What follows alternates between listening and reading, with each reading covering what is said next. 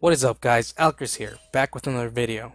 Today's video will be part of the Educational Leak series here on my channel. Before we begin though, I just want to let you know that this particular video is intended to be watched with the assumption that you know the basics to League of Legends and or MOBAs.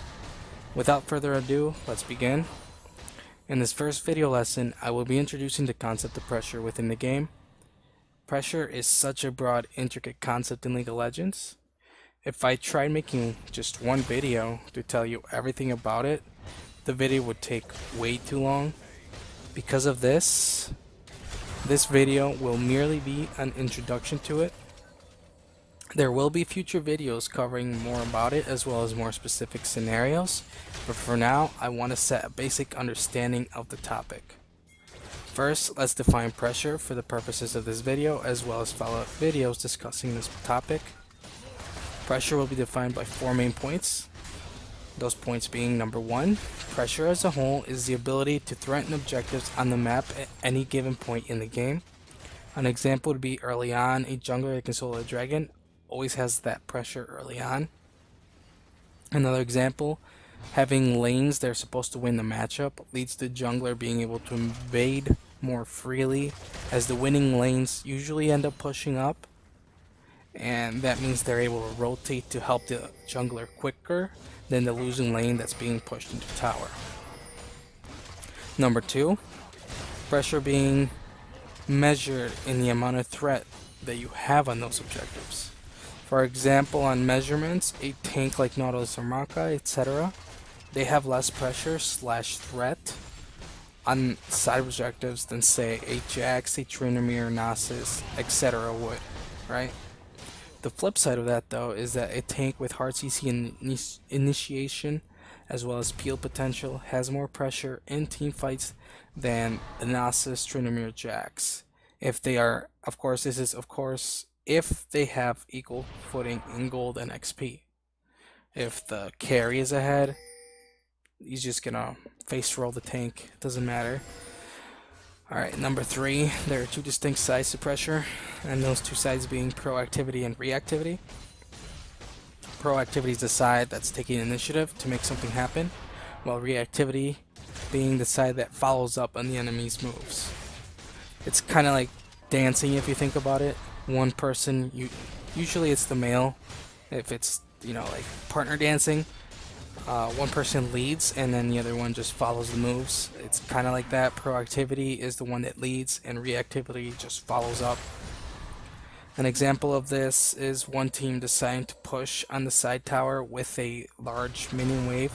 That was prepped beforehand, of course. That forces the other team to react and commit resources to that lane to defend or risk losing the tower or two for free, which is something you really don't want to do early on or really ever.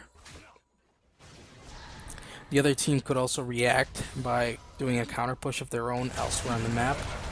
This, however, is not always worth, and because you're trading objectives. But I guess if you're behind, it's okay because you're speeding up the game to later on in the game. You're all getting more gold, and if it's really only used if you know what you're doing. And sometimes it's also used when you really have no way to contest the team that decided to make the initial push. Depending on which lanes they each are pushing, it's usually more worth / beneficial to one or the other. What I mean by that is that a top inhibitor, for example, is much less valuable than a bottom inhibitor. And number four, the idea that being proactive is more efficient than being reactive. Therefore, forcing the enemy team to react to you is a more efficient form of pressure.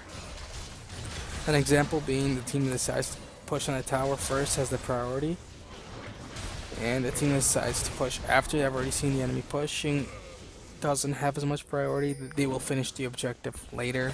So after the objectives are finished, since the proactive team finished it first, they can decide what to do next, if they keep pushing or they back and try to defend, etc. Anyways, there are some examples of pressure being an effective way to dictate the pace of the game. Both teams can use it, both the winning and the losing team.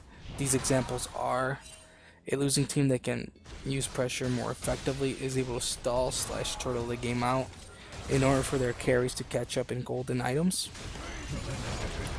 A 5,000 gold lead early on is massive, but if you're able to stall the game out 10, 15, 20 minutes, the gold lead becomes much less relevant if it stays the same and doesn't really grow. So that's one way a losing team can use it. A winning team can use pressure to press their lead as well as extend it, and eventually look to close out the game more effectively. Keep in mind though that pressure changes from game to game. It's very dynamic. It's a very dynamic variable in the game, and it changes a lot. It is also difficult for pressure to be utilized effectively by a team that does not have any synergy in, like, they don't have any synergy, right? So that's why pro teams are much better at using it than random solo queue players, because they have that synergy going for them. But this really doesn't mean that pressure is less valuable in solo queue games.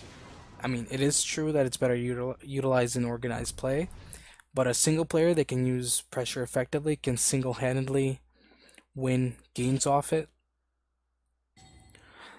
Well, that's going to be it for this video introduction to pressure, guys.